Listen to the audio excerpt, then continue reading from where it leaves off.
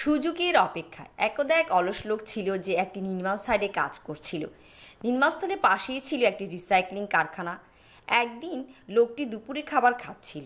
সে দেখল রিসাইক্লিং সামগ্রী বহন করা একটি ট্রাক থেকে একটি ঘড়ি পড়ে গেছে। সে ঘড়িটি নিয়ে দেখল যে এটি ভালো অবস্থায় রয়েছে। তারপর কিছু টাকার বিনিময়ে ঘড়িটি বাজারে বিক্রি করেন। অলস লোকটি ভাবল, আমি যদি প্রতিদিন রিসাইক্লিং ট্রাক থেকে কিছু মূল্যবান সামগ্রী পেতে পারি তবে আমাকে কাজে যেতে হবে না। পরের দিন লোকটি নির্মাণস্থলের কাজে না গিয়ে একই এলাকায় রিসাইক্লিং ট্রাকের জন্য অপেক্ষা করছিল। সে ভেবেছিল সে কিছু না কিছু পাবে, কিন্তু রিসাইক্লিং ট্রাক থেকে আজ আর সেখানে কিছুই পড়ল না। এটি একটি নিছক ঘটনা ছিল যে ট্রাক থেকে একটি ঘড়ি পড়েছিল এবং এটি ভালো অবস্থায় ছিল, কিন্তু অলস লোকটি ভেবেছিল বিষয়টি সবসময় একই রকম হবে। তাই সে এরপর কিছুদিন কোনো কাজ না করে একই এলাকায় অপেক্ষা করতে থাকেন। এতে তার সমস্ত টাকা ফুরিয়ে যায়। ট্রাক থেকে সে আর কোনোদিন কিছুই পায়নি।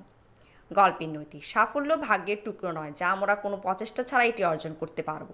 আমাদের কিছু না করে কিছু ঘটার জন্য অপেক্ষা করা উচিত নয়। ভাগ্যকর্মে কখনো কখনো আমরা কিছু পেতে পারি, কিন্তু সেটা চিরস্থায়ী নয়।